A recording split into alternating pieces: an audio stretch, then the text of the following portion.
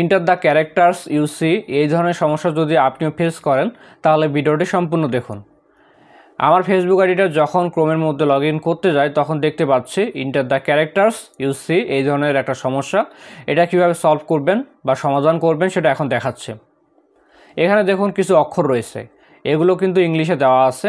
আপনার ক্ষেত্রে সেম হবে এমনটা না, আপনার ক্ষেত্রে কিছু সংখ্যাও অ্যাড থাকতে পারে। যাই হোক, আপনি বিষয়টা বুঝলে সমস্যাটি সমাধান করতে পারবেন। এখানে যে অক্ষরগুলো রয়েছে এই অক্ষরগুলো দেখে দেখে আমরা এই খালি ঘরের মধ্যে তুলব। প্রথম অক্ষরটা আছে ভি, এটা ক্যাপিটাল লেটারে আছে। আর হ্যাঁ, আপনি এটা লক্ষ্য করবেন এটা ক্যাপিটাল লেটার না স্মল লেটার।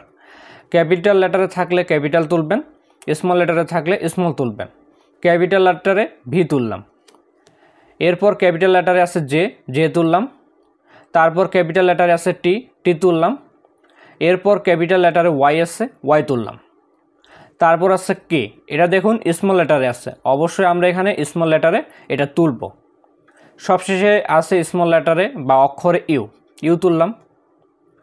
এবার আপনারা মিলায় দেখুন উপরে যেভাবে দেওয়া আছে এইভাবে আমরা এখানে তুলেছি।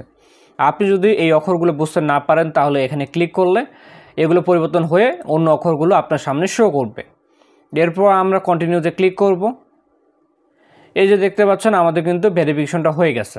এটা হচ্ছে এক ধরনের ভেরিফিকেশন, আপনি হিউম্যান কি না এটা আইডেন্টিফাই করার জন্য অনেক সময় এই ধরনের হিউম্যান ভেরিফিকেশন আপনাকে কমপ্লিট করতে হতে পারে। যাই হোক, ভিডিওটি এখানে শেষ করলাম, ধন্যবাদ।